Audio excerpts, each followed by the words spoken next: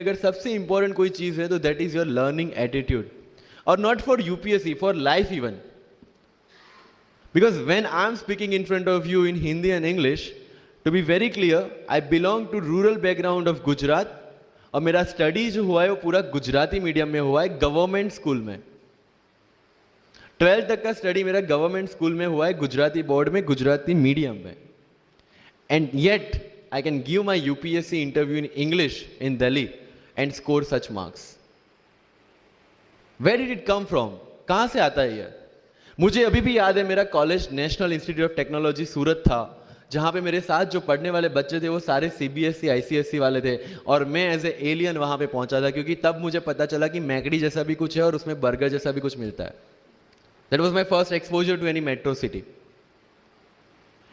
And जब मैं उनसे इंटरेक्शन करता था और इंग्लिश बोलने की ट्राई करता था, तो जैसे संजू मूवी में इंग्लिश दिखाया गया है गुजरातियों का, जो जीरो को जीरो बोलते हैं, उसी तरह I was also like that. Mother tongue influence आ जाता है, it's very obvious.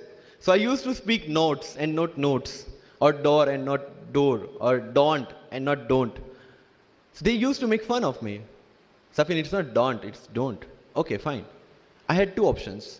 Either I stop speaking English with them or improve on that and go ahead. I decided the second option. When I started my preparation of civil services, जो English medium में करनी थी, वाजीराम में मैंने coaching किया, जहाँ पे पूरा इंग्लिश मीडियम में था, सारे सब्जेक्ट्स मेरे लिए नए थे. I started from the scratch. I started from the English medium NCERT of standard 5 and 6, Gujarati dictionary, Gujarati to English dictionary, and then I started my preparation. कभी कभी ऐसा होता था कि द हिंदू का पूरा एडिटोरियल पढ़ लिया और उसके बाद आई वाज लाइक कि मैंने क्या पढ़ा. ये होगा, सबके साथ होगा. बट उस जगह अगर आप टिक गए, उस जगह अगर आपने पेशेंस रखा, उस जगह आपने अगर सर्वाइव कर दिया, तो इस एग्जाम में भी सर्वाइव कर जाओगे. क्योंकि यूपीएससी की जो रेस है उसमें कभी भी कछुआ, कभी भी खरगोश नहीं जीतेगा. इसमें जीतने वाला ऑलवेज कछुआ ही होगा, जो स्लो बट स्टेडी रहेगा. लग जाते हैं 5 साल भी लग जाते हैं, 7 साल भी लग जाते हैं, 9 साल भी लगे हैं लोगों को एग्जाम क्लियर करने के लिए.